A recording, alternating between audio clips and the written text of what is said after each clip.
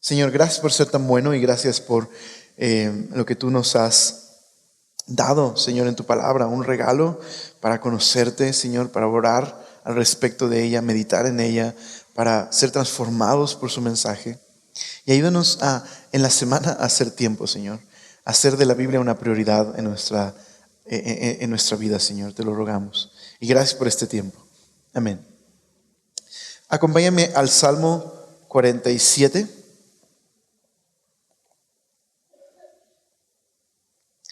Algo que tienen en particular estos salmos, a partir del libro 2, es que no sé si te hayas percatado, pero la mayoría de ellos hace alguna mención de Jerusalén o del reinado de Dios o del Mesías. Todos estos salmos tienen como enfoque principal la esperanza que tenían los judíos de que un día Dios haría una nueva Jerusalén con un Israel renovado, en donde todas las naciones serían invitadas a adorar a Dios y donde el rey descendiente de David, el Mesías, sería el medio por el cual Dios traería un reino universal de justicia.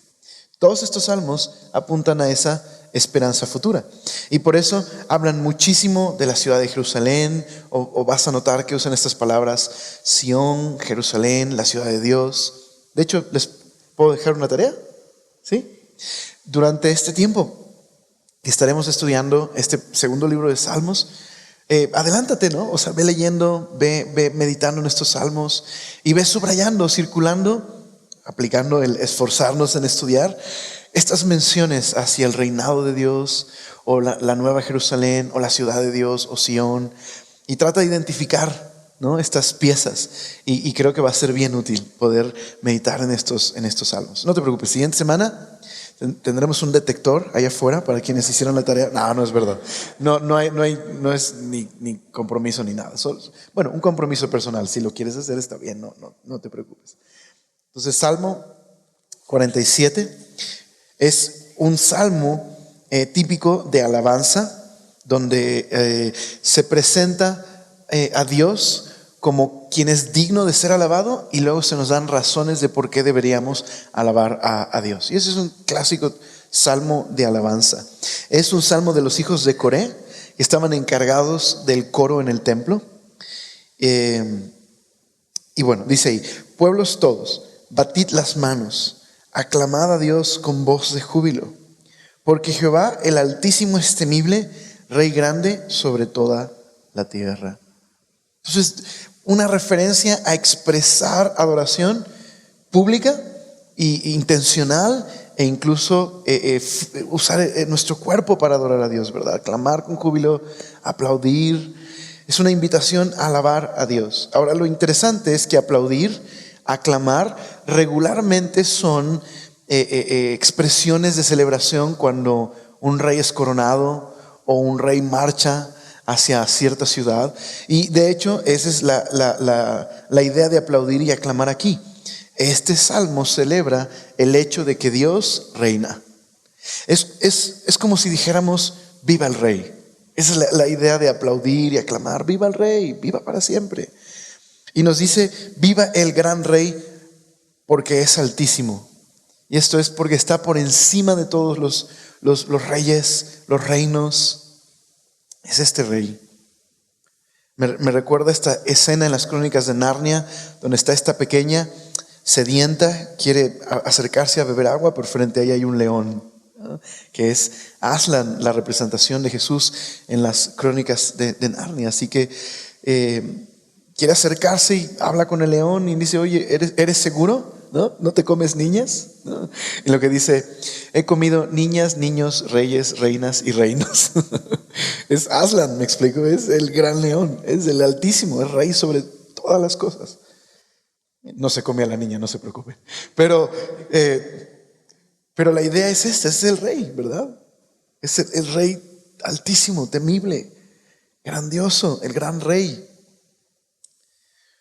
También algunos creen que el hecho de que este salmo utilice este título para Dios, el gran rey, es una manera en la que está interactuando Israel, no solo con el pueblo, sino con los vecinos. Es posible que estos dos salmos, aunque se escribieron en un determinado tiempo, fueran usados litúrgicamente en el caso de la liberación de la amenaza de Asiria sobre Judá. Cuando Sennacherib amenazó con conquistar Judá y Ezequías ora a Dios. Entonces, algunos creen que estos dos salmos eran usados en ocasiones para recordar cómo Dios había librado a Israel. Porque el título Gran Rey era un título que especialmente el rey de Asiria tomó para sí mismo. Y sabes, el imperio neoasirio, su política de conquista era el terror. Lo que hacían era aterrorizar a quien pudieran y por lo tanto, si no te dejas conquistar, te iban a destruir, o si te conquistaban, te iban a sacar con ganchos como animales, iban a despellejar a unos vivos y ponerlos así frente a las puertas, la entrada de la ciudad, solo por causar terror. Era la política del imperio asirio. Así que este salmo podría estar comunicando la idea de no hay ningún otro rey más que el gran rey. Y más si lo que sucedió fue que Asiria cayó ante Dios cuando trató de conquistar Israel. No, hay un gran rey y no eres tú, rey de Asiria. Solo hay uno que está sobre todas las naciones. Así que Él es el soberano, Él es el rey del mundo. Y dice el verso número 3. Él someterá a pueblos debajo de nosotros y las naciones debajo de nuestros pies. Él nos elegirá nuestras heredades, la hermosura de Jacob, al cual amó. Subió Dios con júbilo, Jehová con sonido de trompeta. Cantad a Dios, cantad a nuestro Rey, cantad. Porque Dios es el Rey de toda la tierra. Cantad con inteligencia. Entonces, estos versos, ¿qué es lo que están enfatizando? Primero que nada, nota una cosa. Dice, Él someterá pueblos debajo de nosotros. Quiero llamar tu atención a eso. La palabra pueblo aquí es muy interesante. Hay dos palabras en particular en hebreo para hablar de pueblos. Está una palabra en hebreo que es amim, que significa pueblos, humanidad, ¿no? No es la misma palabra que Adam, que es humanidad, pero habla de eso, describe pueblos, gente. Y hay otra palabra en hebreo que tiene una connotación más política y religiosa. Es la palabra hebrea goyim, que significa gentiles, o se traduce como gentiles o extranjeros, pero tiene una connotación política. Está hablando de, literal, se traduce así, paganos, ¿ok? Ahora, no pienses en paganos desde la manera despectiva que hoy podríamos entender esa palabra. Es un pagano, ¿no? Pagano en este tiempo simplemente significa que no es judío, que adora a otros dioses, que pertenece a otras naciones, ¿ok? Entonces es interesante que en el verso número 3 se utilice la palabra amim, y hasta el verso número 8 dice reinó sobre las naciones. Entonces, por un lado, sometió a los amim debajo de nosotros. Verso 8, reinó sobre los goyim, sobre los gentiles. Ok, pareciera una diferencia sutil, pero creo que hay algo interesante. Este salmo celebra el reinado de Dios y es una invitación a que no solamente Israel reconozca ese reinado, sino notaste que el verso 1 de hecho dice, amén, pueblos todos, batid las manos. Es una invitación a que todas las naciones reconozcan universalmente el reinado de Dios. Entonces, este salmo en particular apunta a esta promesa de cuando Dios restauraría su relación con toda la humanidad. La pregunta sería, ¿dónde se quebró esa relación? ¿Dónde se rompió esta relación con los pueblos? Bueno, hay un pasaje en particular que vamos a mencionar también después, que es no solamente la caída, Génesis 3, sino Génesis 11, donde las naciones, los pueblos, en lugar de, en este nuevo comienzo después del diluvio, seguir a Dios, confiar en Dios, se rebelan contra Él y forman esta torre, que no es realmente una torre, sino una especie de pirámide llamada Sigurat, donde se creía que los dioses descendían a comer y etcétera. Era parte de la cosmovisión de ese lugar. Y estaban no solo degradando la imagen de Dios, haciendo a Dios como un Dios que necesita comida y necesita descender para ser cuidado, sino que también es un lugar de rebelión corporativa, es un lugar donde deciden definir el bien y el mal por ellos mismos. ¿Okay? Y ese lugar fue el lugar donde Dios confunde sus lenguas y se separan. Y en el siguiente capítulo, Dios enfoca la historia de la Biblia en una familia, la familia de Abraham. Es la humanidad rota, en rebelión, dispersa, lejos de Dios. Pero este salmo apunta a esta invitación, cuando todos los pueblos celebren que Dios es rey. ¿Okay? Entonces, pensando en eso, dice el verso 3, Él someterá a los pueblos debajo de nosotros y a las naciones debajo de nuestros pies. Él nos elegirá nuestras heredades, la hermosura de Jacob, al cual amó. ¿A qué está haciendo referencia el verso 3?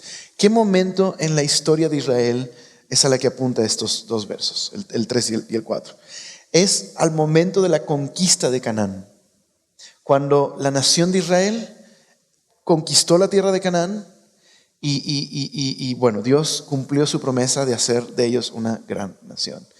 Pero ¿qué tiene todo eso que ver con la restauración de la relación con Dios, con las naciones? Bueno, tiene todo que ver. Lo que está diciendo este pasaje es que cuando Dios permitió que Israel conquistara el Canaán, no era simplemente una cuestión política, sino era el siguiente paso en la historia de la redención. Dios tenía planeado un día restaurar su bendición por medio de la familia de Abraham a todas estas naciones que estaban rotas y separadas. Y parte de esa operación de rescate era darle a Israel una tierra en Canaán. Así que esta tierra, la tierra de Canaán, estaba poblada, digamos, no existe la nación de Canaán, no, se les llama los cananitas, pero no es una nación, sino más bien es un conglomerado de ciudades-estado con habitantes de todos lados, ¿okay? de la zona. Y la conquista de Canaán fue en parte un acto de la bondad y la justicia de Dios, porque verás, todas estas naciones habían manchado la tierra con su corrupción, su inmoralidad, su injusticia. Practicaban desde el sacrificio de niños hasta actos de corrupción e inmoralidad. Dios les había dado oportunidad de arrepentimiento. De hecho, Abraham, Isaac, Jacob circularon por la tierra dando testimonio. Era la oportunidad para que se arrepintieran. E incluso Israel no conquistó la tierra inmediatamente, sino que estuvieron 400 años en Egipto. Y más adelante la Biblia decía que Dios esperó ese tiempo con un propósito: dar tiempo a la tierra de Canaán para que se cumpliera su maldad. Es decir, llegar al momento donde el juicio tendría que venir. En otras palabras, les dio oportunidad 400 años más de arrepentirse de su camino. Así que viene este juicio y es un acto del amor y la misericordia de Dios para los habitantes de Canaán. O sea, piensa en cuántas personas sufriendo de corrupción, de la injusticia, del dolor, por causa de las prácticas de estas naciones. Así que Dios trae este juicio. Yo sé que en nuestra cultura nos cuesta algo de trabajo pensar en estos temas de los juicios en la Biblia. Y aunque no hay tiempo para hablar de eso el día de hoy, porque no es el tema principal del pasaje, solo quiero decir algo. Cuando la Biblia describe el hecho de que Dios juzga el pecado, lo que hay detrás de un juicio divino es la compasión de Dios, su celo, su amor por su mundo, por la gente que por causa del pecado y la rebelión hemos traído tanto sufrimiento y dolor. Eso es lo que mueve a Dios en su compasión, tanto a retrasar un juicio como a juzgar. Busca en los juicios que hay en la Biblia sobre el mundo. Piensa en el diluvio. ¿Qué mueve a Dios a traer el diluvio?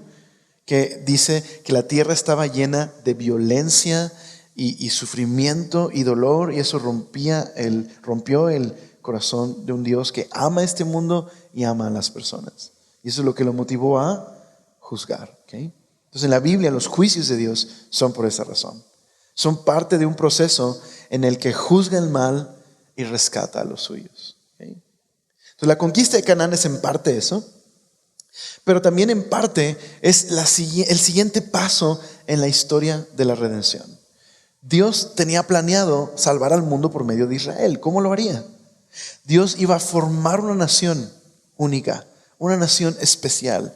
Les dio un calendario específico, les dio leyes, les dio una liturgia. Hizo todo eso para que Israel fuera claramente identificable en el mapa, con un propósito.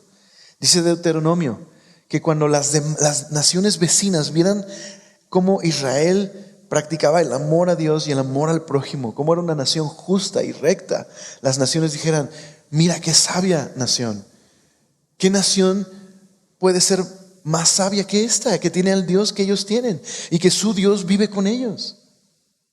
El propósito y la misión de Israel era ser luz a las naciones, invitar a otras naciones a venir a Dios por medio de demostrar qué pasa cuando una nación tiene a Dios por rey. ¿Cómo se vería un lugar en la tierra donde Dios reina? ¿Okay? Ese era el propósito, ¿vale? Era el siguiente paso. Pero me voy a adelantar en algo.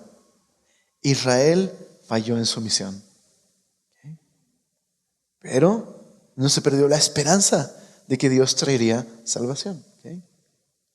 Entonces, como un salmo, estos salmos, yo sé que de pronto hay una barrera cuando los leemos porque suenan como Jerusalén, Jacob, Canaán. ¿Qué tiene eso que ver conmigo en mis problemas? Pero tiene todo que ver, todo absolutamente que ver, ¿ok? Entonces vamos a seguir en el Salmo. Así que la hermosura de Jacob, la cual amó. Dice: subió Dios con júbilo, Jehová con sonido de trompeta. Esta es la idea de una marcha real, de un rey que está marchando porque ha sido coronado como rey. Que incluso puede traer los recuerdos de la historia cuando el arca es llevada hacia Jerusalén. Podría ser parte de estos versos. Recuerdan esa etapa en Israel. Dice: cantad a Dios, cantad a nuestro rey, cantad. Porque Dios es el rey de toda la tierra, cantad con inteligencia. Entonces ahora el Salmo invita a las naciones a hacer esto. Hagan canciones para Dios, hagan música para el rey, hagan música con un contenido inteligente. Hagan música que exprese quién es Dios y qué es lo que Él ha hecho. Música, celebración. ¿Sabes? Israel tenía música, tenía adoración a Dios, tenía momentos para expresar públicamente quién es Dios. Y nosotros seguimos haciendo lo mismo. Tenemos un tiempo en el que cantamos públicamente y en el que expresamos nuestra adoración a Dios, expresamos quién es Él. Pero ¿qué significaría esto de cantar con inteligencia? Bueno, el apóstol Pablo, en una carta del Nuevo Testamento, hablando acerca de la adoración pública, la adoración cuando los cristianos nos reunimos a adorar, toma este salmo para explicar una cosa. Una iglesia a la que les escribe, la iglesia de los Corintios, varios de los cristianos de esa congregación habían recibido un don especial para alabar a Dios en otros idiomas. Y el problema es que cuando lo hacían en público, había muchas personas que no entendían y no podían adorar junto con ellos. Así que Pablo les dice que no sean desordenados, que si no hay una persona que tenga un don para interpretar esos idiomas, deberían hacerlo para ellos mismos o en silencio. Porque Pablo dice que en la reunión pública es importante que todos puedan decir amén, es decir, que todos entiendan la oración y pueda haber un fruto de entender lo que se está diciendo o lo que se está cantando. Entonces Pablo concluye así: ¿cantaré guiado por el Espíritu? Sí, dice, pero también cantaré con mi entendimiento, con inteligencia. ¿Cómo podríamos traducirlo el día de hoy? Creo yo que la música en la iglesia tiene que ser música que todos podemos seguir, pero también tiene que tener contenido. Tiene que expresar quién es Dios y qué es lo que ha hecho Dios, por una razón. De hecho, la palabra aquí, cantar con inteligencia, de ahí viene una palabra en hebreo, se deriva de ahí, que es masquil.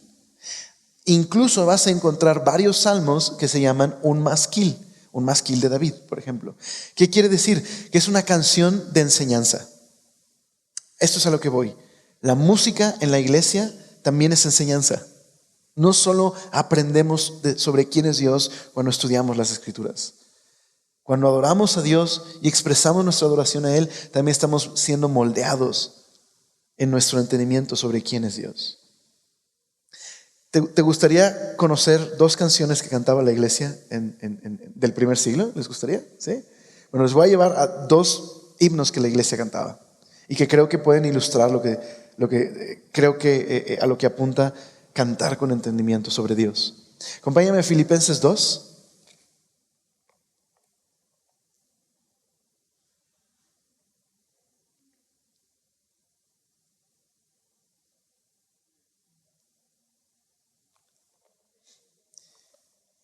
Empezando por el verso número 5. Pablo está abordando un tema de falta de unidad en esta iglesia y ahora va a ilustrar el ejemplo más grande de humildad. La humildad es necesaria para que exista unidad en la iglesia. Entonces él va a ilustrar este ejemplo de máxima humildad citando un himno antiguo, un credo que la iglesia memorizaba y cantaba en sus reuniones. Dice el verso 5: haya pues en vosotros este sentir que hubo también en Cristo Jesús. Y aquí comienza el himno: el cual, siendo en forma de Dios, no estimó el ser igual a Dios como cosa que aferrarse, sino que se despojó a sí mismo, tomando forma de siervo, hecho semejante a los hombres, y estando en la condición de hombre, se humilló a sí mismo, haciéndose obediente hasta la muerte y muerte de cruz.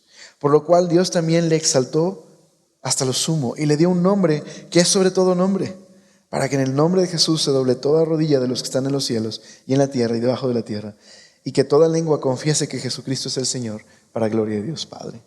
Qué increíble. Pablo incorpora en sus cartas un himno que la iglesia cantaba y que tiene contenido, ¿verdad?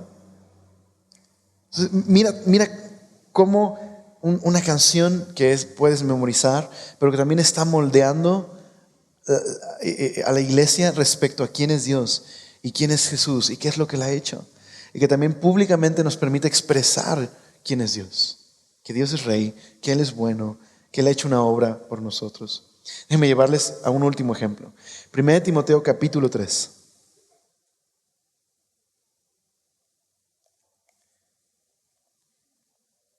Pablo le escribe a Timoteo, un joven pastor, sobre cómo debe la iglesia ser dirigida, y le da consejos de cómo poner orden en una iglesia que estaba pasando por una crisis en el liderazgo. Y dice: esto te escribo, el verso 14 del capítulo 3, esto te escribo aunque tengo la esperanza de ir pronto a verte, para que si tardo sepas cómo debes conducirte en la casa de Dios, que es la iglesia del Dios viviente, columna y baluarte de la verdad. E indiscutiblemente grande es el misterio de la piedad. Y aquí va la canción. Dios fue manifestado en carne, justificado en el Espíritu, visto de los ángeles, predicado a los gentiles y creído en el mundo, recibido arriba en gloria. Un pequeño credo, un himno que la iglesia memorizaba y cantaba. O sea, a lo largo de la historia de la iglesia, pues la música, digamos, en la iglesia ha cambiado, ¿no? Y aunque pueda cambiar la manera en la que hacemos música, siempre debemos cantar con inteligencia, cantar con contenido. Entonces, déjame llevarlo hacia la práctica. Próximo domingo que estemos adorando al Señor, o al ratito que estemos en la cena del Señor, pon atención a lo que estás cantando, pon atención a la letra, porque alabamos a Dios, pero la alabanza no tiene el propósito de deleitarnos a nosotros, no es para nosotros en ese sentido. La alabanza es una expresión pública de nuestra convicción de quién es Dios y qué es lo que Él ha hecho. Entonces recuerda eso. Y al ratito que cantemos, medita en la letra. Permite que moldee tus pensamientos, que te enfoque en quién es el Señor, que te recuerde quién es el Señor, ¿vale? Muy bien, volviendo al Salmo, cantemos con inteligencia. ¿Por qué? Porque Dios es rey, ¿verdad? Reinó Dios sobre las naciones. Se sentó Dios sobre su santo trono. Y los príncipes de los pueblos se reunieron como pueblo del Dios de Abraham. Porque de Dios son los escudos de la tierra. También se puede traducir como las naciones o los imperios de la tierra. Él es muy exaltado. Entonces mira cómo concluye el verso 9 con los príncipes, los nobles de los pueblos se reunieron como pueblo del Dios de Abraham. ¿Notaste eso? Lo que está diciendo. Está apuntando a esta restauración de la humanidad, ahora siendo parte del pueblo de Dios. ¿Y por qué la mención de Abraham? Acuérdate, porque la promesa que Dios le hizo a Abraham es que a través de él y su familia un día toda la humanidad sería restaurada a esa bendición. Entonces este salmo apunta hacia ese lugar. Déjame concluir este salmo afirmando algunas cosas. Este salmo apunta a toda la historia de la Biblia. La Biblia es realmente una historia. Se está narrando una historia. No es un manual de ética, ¿no? Aunque contiene instrucciones éticas, ¿no? No es un libro, no es un diccionario, ¿no? Donde buscas, ¿ok? ¿No? Ok. Sino más bien es una historia que se va desarrollando donde Dios interactúa con la humanidad, con Israel, y tiene un propósito de salvar y rescatar. ¿Okay? Y la Biblia comienza con el reino de Dios y termina con el reino de Dios. ¿Okay? Entonces en Génesis se nos narra esta escena donde Dios, el Rey, crea todas las cosas con un propósito y le da orden del caos, hace un mundo increíble lleno de propósito y crea al ser humano para cumplir un papel en especial, para gobernar el mundo en el nombre de Dios, para reinar con Dios. Le da ese papel, esa tarea, pero tiene que tomar una decisión: confiar en Dios, sujetarse a Dios, o se rebelará y tratará de reinar a su manera, tratando de ser su propio rey. Y en la historia bíblica eso es lo que sucede. Nuestros primeros padres se rebelan contra Dios y a partir de ese momento entra el dolor, el sufrimiento, la muerte en el mundo de Dios. Pero Dios no se detiene ahí, tiene el propósito de rescatar a la humanidad. Así que en el capítulo 3 y 4 lo que vemos es cómo el mal y el pecado se extienden y empiezan a causar tanto caos en el mundo de Dios. Hay desorden, violencia, guerra, abuso, opresión. Así que Dios trae un juicio, el diluvio, y da un nuevo comienzo. En el pasaje donde Noé desciende y tiene un nuevo comienzo el mundo. Pero todo vuelve otra vez al pecado y la rebelión en Babel. Se rebelan contra Dios, la humanidad, la rebelión corporativa de la humanidad, y levantando su puño contra el Creador y degradando al Creador y convirtiéndolo en un ídolo. Así que Dios quiere salvar a la humanidad. Así que la humanidad, el resto de la humanidad es puesta a un lado, por decirlo así, por un momento, para tomar a una familia de esa humanidad que es Abraham. Y le promete algo. Le promete que a través de él un día Dios planea restaurar esa bendición a toda la humanidad. Así que siguiendo la historia bíblica, el paso era conquistar Canaán y convertirse en una nación especial de justicia y amor y compasión, donde todas las demás naciones pudieran ver qué pasa cuando hay un lugar donde Dios reina. Pero cuando Israel entra a la tierra de Canaán, se convierte en un nuevo Canaán. Es más, se convierte en algo peor que Canaán. Y hay una degradación, hay apostasía, hay corrupción, de manera que Dios tiene que poner un final, traer un juicio y enviarlos al exilio. Así que, ¿qué va a pasar? ¿Dónde están esas promesas de que Dios reina? ¿Te imaginas la confusión en sus mentes? Si Dios reina, ¿por qué ha permitido esto? Era su pecado y su rebelión. Entonces, mira esto. Quiero llevarte a un pasaje en Isaías 52.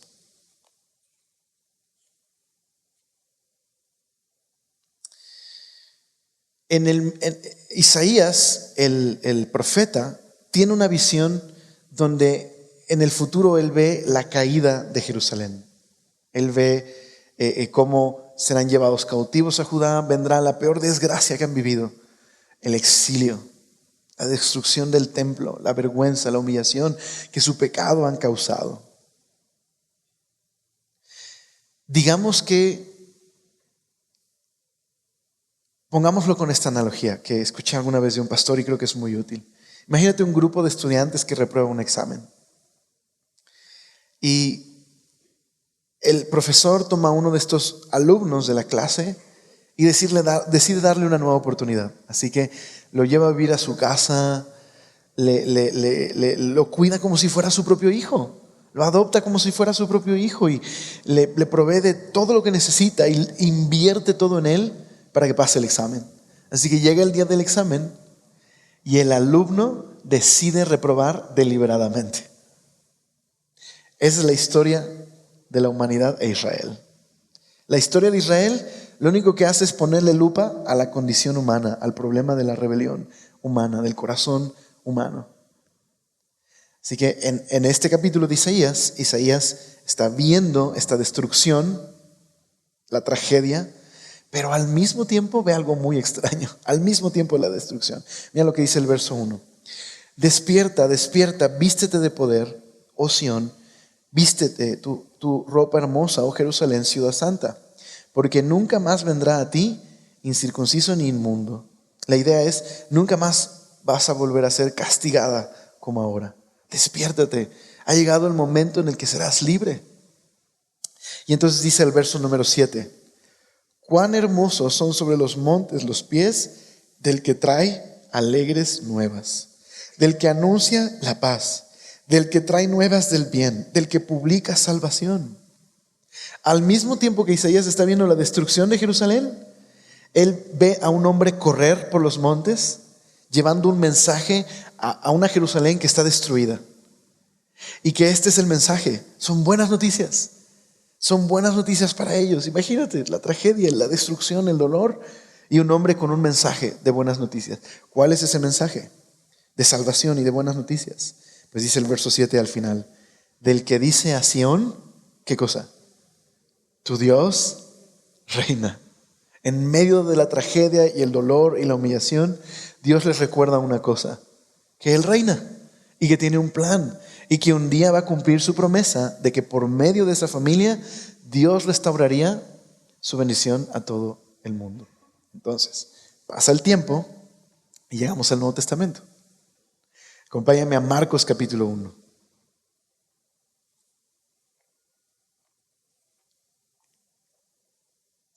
Verso número 14. Esta es la presentación pública del ministerio de Jesús. Jesús está por decirle a todos cuál es su misión, cuál es su propósito, cuál es el mensaje que Él trae, cuál es su rol a cumplir. Dice el verso 14. Después que Juan fue encarcelado, Jesús vino a Galilea predicando el evangelio, ¿de qué cosa? Del reino de Dios, diciendo, el tiempo se ha cumplido. ¿Te acuerdas lo que leímos en Isaías? El tiempo se ha cumplido. El reino de Dios se ha acercado. Arrepentíos y creed en el evangelio. Así que Jesús viene anunciando por fin, aquí está el reino de Dios. Aquí está el reino prometido. Dios está restaurando su reinado sobre el mundo.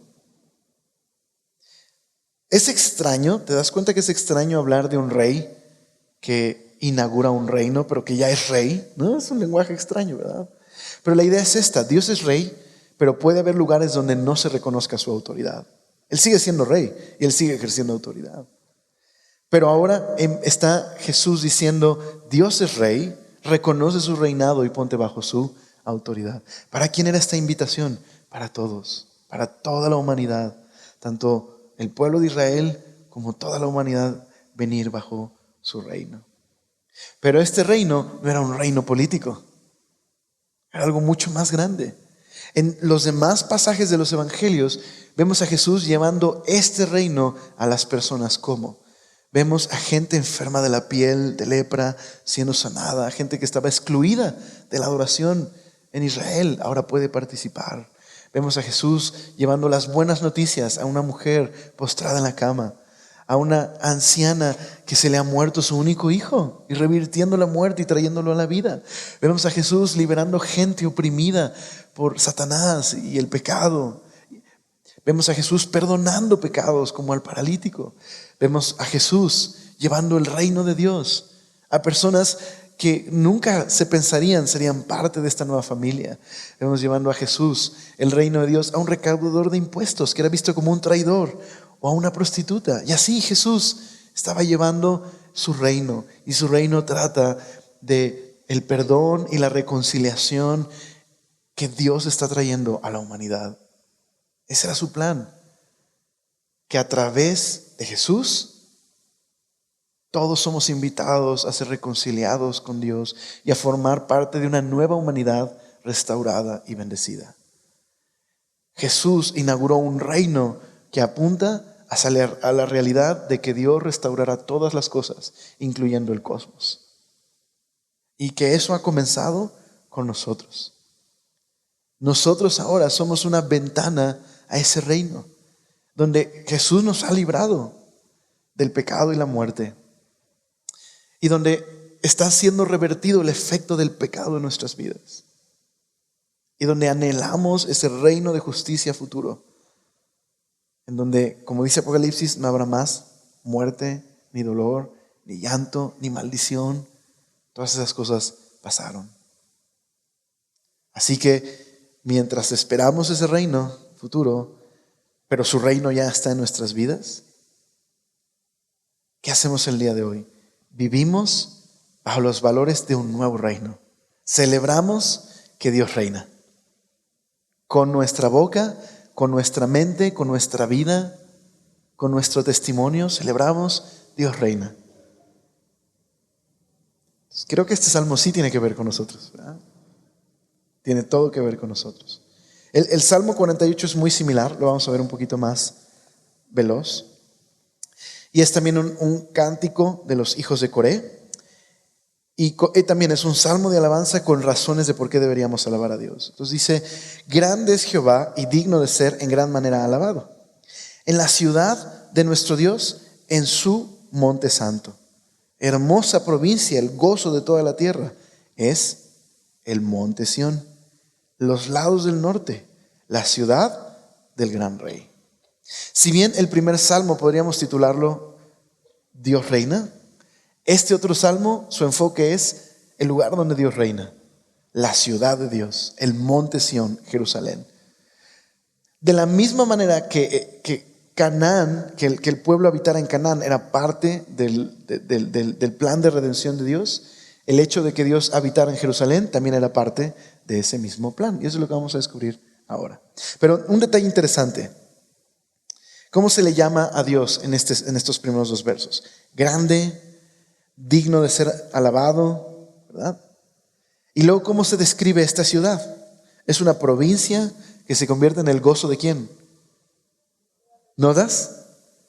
Desde esta perspectiva de este salmo, Jerusalén es tan importante que es una fuente de gozo para todas las naciones. Eso es lo que está declarando este salmo. Dice: en el monte Sión, así le llama Jerusalén, a los lados del norte. Ahora, ¿por qué los lados del norte? ¿No? ¿Qué tiene que ver el norte aquí? ¿Okay? Bueno, ¿me permiten un momento geek? 2 minutos.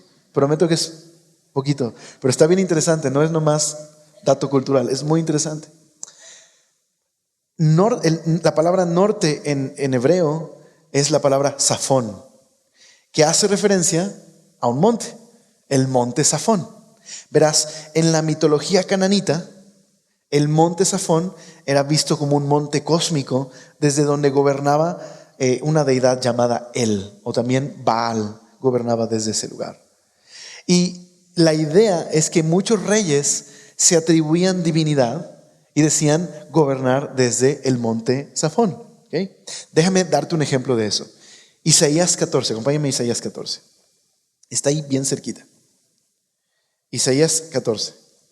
Es una profecía contra el rey de Babilonia por querer hacerse pasar por Dios y gobernar desde el monte cósmico, el monte Safón. Entonces mira el verso 14. Ese era su discurso del rey de Babilonia. Verso número 13. Tú que decías en tu corazón, subiré al cielo, en lo alto, junto a las estrellas de Dios. Levantaré mi trono y en el monte del testimonio me sentaré a los lados del monte Safón, a los lados del norte. Entonces el problema de este rey de Babilonia es que se cree Dios y se cree el gobernante de todo el universo. Y entonces, ¿qué le dice Dios? Dice, sobre las alturas de las nubes subiré y seré semejante al Altísimo. Pues ahí te va. Mas tú derribado eres hasta el Seol, a los lados, pero del abismo. Eso es lo que le dice Isaías al rey de Babilonia. ¿Okay? Entonces, ¿cuál sería el punto de que el Salmo 48 diga que el monte Sión está a los lados del monte Safón o del Safón? ¿Cuál es la idea? ¿Recuerdas lo de que los salmos no solo hablan a Israel, también hablan a sus vecinos? Es la manera de decir, si hay un monte cósmico, no es el monte Safón, es el monte Sión. Y es Dios el que reina todo el cosmos, el Dios de Israel, el que habita en Jerusalén. Eso es lo que está diciendo el Salmo, ¿ok? Es como in your face, ¿sabes? Eso es lo que está haciendo este Salmo. ¿Okay? ¿Sabes? Cuando en la historia de Israel, haciendo referencia particular a este Salmo, Asiria ya había conquistado el reino del norte. Por su rebelión y pecado habían ido al exilio. Ahora quedaba el reino de Judá. Y en ese tiempo había un rey llamado Ezequías. Nadie podía con Asiria. Asiria era terrible, era un monstruo gigantesco. Nadie podía con ella, nadie. Y ahora había puesto sus ojos en Judá. E incluso mandó cartas, mandó emisarios para que hablaran de su parte. Y lo que quería era atemorizar a todo el mundo. En sus cartas decía, ni le crean a Ezequías, de que tienen a Dios de su lado y que los va a librar. A ver, ¿pudo librar al reino del norte? No. Aunque de hecho el reino del norte cayó porque Dios lo quiso, pero es otra cosa. ¿Okay? Entonces, ¿los pudo librar de mi mano? Ni le crean. Ahí voy, prepárense. Entonces, la realidad es que Judá no tenía un ejército que pudiera defenderse de Asiria, era imposible. No tenían manera. Así que lo único que hace Ezequías es ir al templo y poner las cartas delante de Dios y decir, Dios, mira lo que están diciendo de ti, que no puedes, ayúdanos por favor, no tenemos manera de salvarnos, ten misericordia de nosotros por favor. Y Ezequías se humilla, deja ahí su arrogancia y su orgullo y Dios se convierte en un refugio para él. Y cuenta la historia bíblica que en una noche un ángel desciende y acaba con 185,000 soldados del ejército de Asiria. No hubo una intervención de un solo hombre de Judá. Fue una liberación completamente sobrenatural. De manera que Asiria se echó para atrás y nunca más le echó otra vez el ojo a Judá. Y es más, vino el fin, su caída. Babilonia luego los conquistó. Entonces creo que este salmo tiene en mente esto. No, el monte Safón, ahí no hay ningún, tú rey de Asiria y rey de Babilonia, ustedes no son reyes, es Dios el que reina desde el monte Sión. ¿Okay? Entonces creo que eso es lo bello de esto. Me tardé más de 2 minutos, pero está padre la explicación, ¿verdad? Tolérenme. Entonces dice el verso 3, en sus palacios Dios es conocido por refugio. ¿Te imaginas? Ezequías, claro, es un refugio Dios. Porque aquí los reyes de la tierra se reunieron, pasaron todos y viéndola ellos así, se maravillaron, se turbaron y se apresuraron a huir.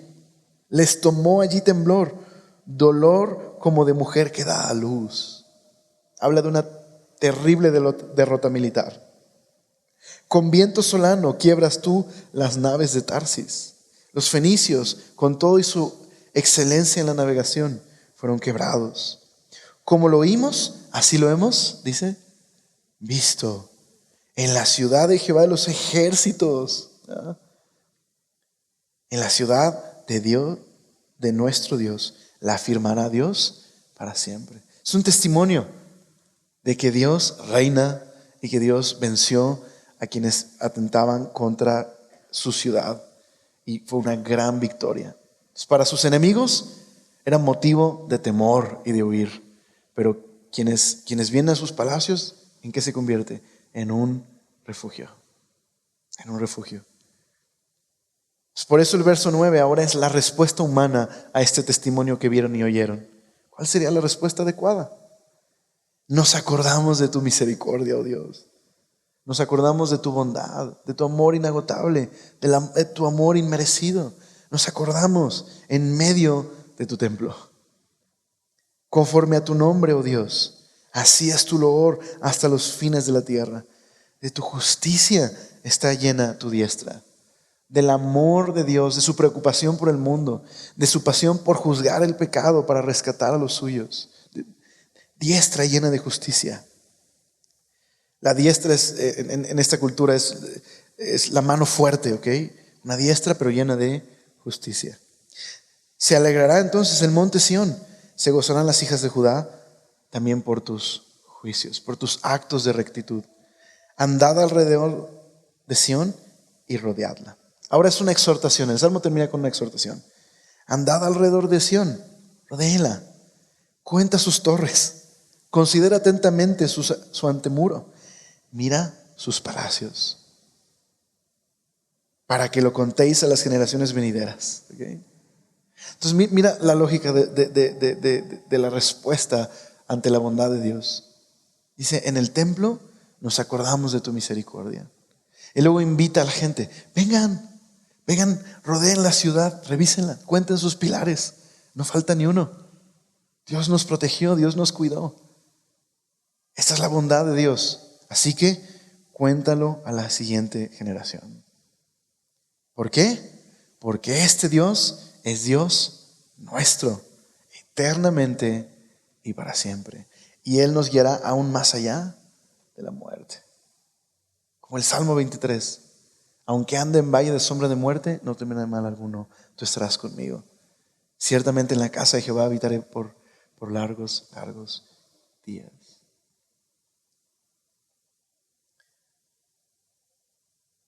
Creo que podemos meditar en esto para terminar este salmo.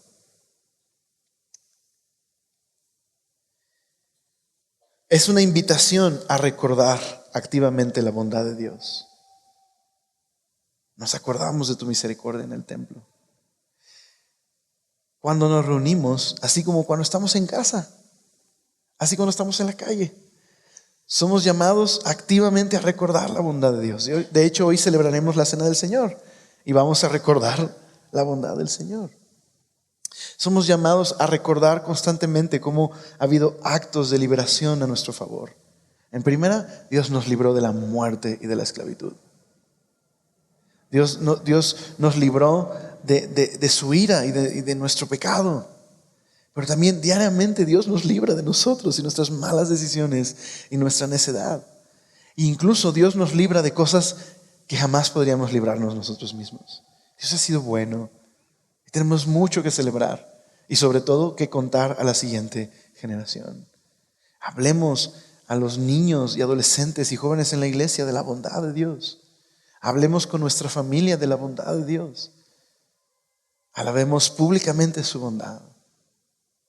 Por otro lado, podemos meditar en la promesa de Dios al respecto de Jerusalén. ¿Por qué Jerusalén?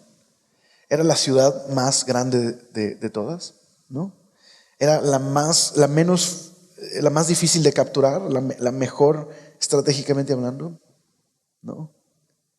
Jerusalén es una ciudad chiquitita, de las más chiquititas. ¿Por qué Dios elegiría habitar en esa ciudad?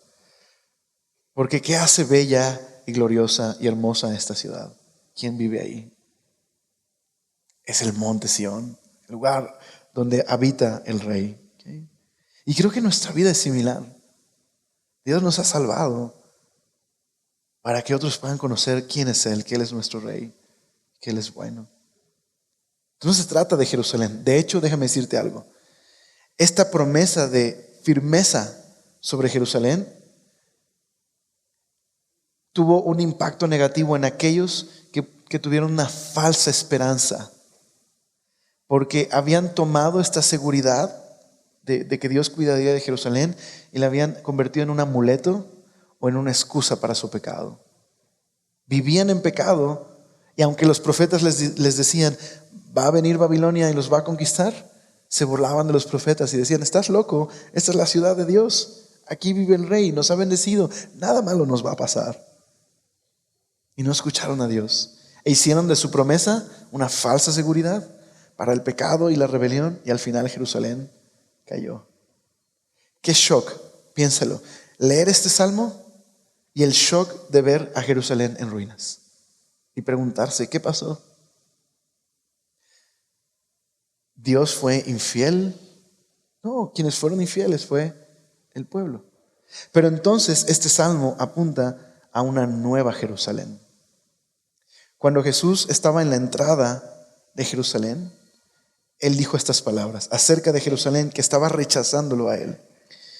No todos, pero algunos de ellos.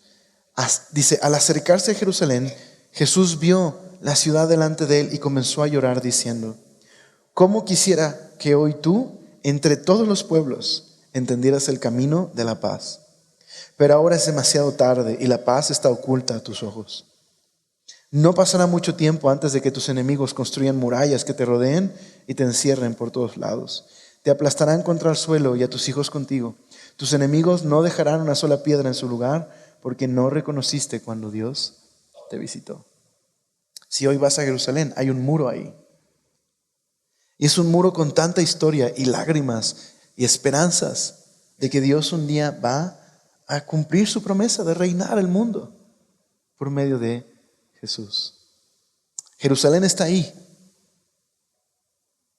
pero todavía anticipamos la promesa de una nueva Jerusalén, con un nuevo Israel, con una humanidad completamente curada de su injusticia y su pecado y su maldad, donde todos podremos celebrar juntos que Dios es Rey y no habrá más maldición, ni más muerte, ni más dolor, ni más pecado. Aleluya. Es apropiado, deberíamos, exacto. Aleluya. Así que mientras esperamos eso, ¿cómo vivimos el día de hoy? ¿Recuerdas? Proclamando que Dios es Rey y que ha comenzado a reinar. Y por eso, mientras reparten los elementos de la cena, lo que vamos a recordar el día de hoy es que Dios ha vencido el imperio de la muerte y del pecado, y que ha comenzado a reinar en nuestras vidas, y que anunciamos un reino que está por venir. Y eso nos trae esperanza y consuelo, aunque vivimos todavía en un mundo roto donde hay injusticia. No será siempre así. Y ya comenzamos a ver cómo el pecado está siendo revertido en nuestra propia vida. Y Dios un día lo hará por completo en su mundo. Oramos. Señor, gracias por ser tan bueno, y gracias por hablarnos, Señor, a través de estos dos salmos, de tu promesa futura de restauración, de que tú eres Rey, que tú reinas. Y Señor, ayúdanos a no olvidar esto, que aunque veamos las noticias y veamos tanta crueldad y maldad, tú reinas, Señor. Permítenos poner nuestros ojos en aquella promesa, Señor, de que Jesús ha traído el reino, pero que también estamos anunciando un reino que está por venir. Y mientras ese reino viene, danos esperanza y danos firmeza para que otros puedan ver en nosotros tu reino, Señor, y puedan creer en ti. Te damos gracias. Amén.